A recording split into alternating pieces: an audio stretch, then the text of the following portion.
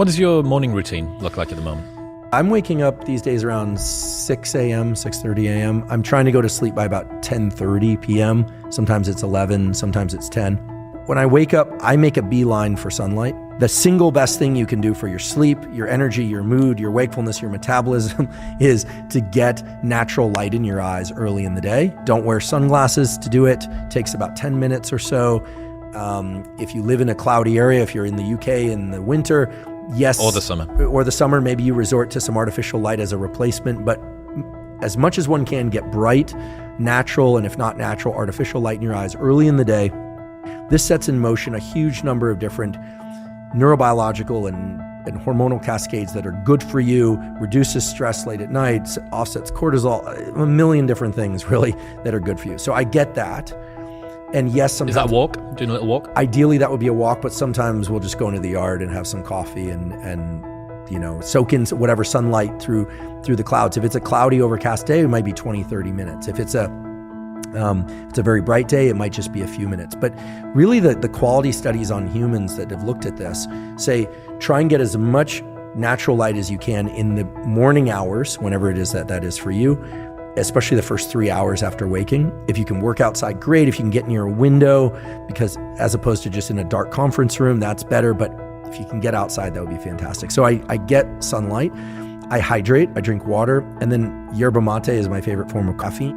I do everything I can to not do email, not do social media, and to take care of a few critical tasks. These days, I have this obsession with trying to do one cognitively hard thing a day, and one physically hard thing a day. Now, not extreme physical, not David Goggins level workouts or anything, but in that 90 minutes, I'll typically try and read a research article start to finish, or I'll work on a document that I might be doing a grant or a research paper or planning a podcast or researching a podcast. I try and get my brain into kind of a linear mode. I try and narrow that aperture. Because if I don't, the distraction that's created by social media and interactions with others can kind of wick out into the rest of the day. So I'm not necessarily trying to finish something in that time, but I try and do something challenging. I experience great pleasure from battling through something mentally challenging, but that's something that I built up since my university years when I was about 19 or so, got serious about school and really started to experience the deep pleasure of like, I figured that out, or like, that was really tough. I don't always succeed, but that's what I'm doing in that hour to 90 minutes. But I confess sometimes we'll take a walk during that time and maybe talk through some things that are challenging, or sometimes I get lazy and I'll miss a day of that cognitive challenge. Then I do caffeine about 90 to 120 minutes after waking. And even though I prefer to work out earlier, I generally will then do some sort of physical workout.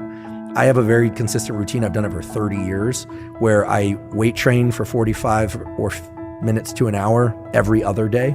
And occasionally I take an extra day off. And occasionally, due to travel or other commitments, I'll occasionally double up 2 days and then take 2 days off. Yep. So it's really boring, talk about workout schedules, but it's really simple. It's like, I'll do a kind of pushing day, rest, pulling day, upper body push, up, rest, upper body pull, rest, and then legs, take 2 days off, something like that. I keep my phone out or off for most workouts.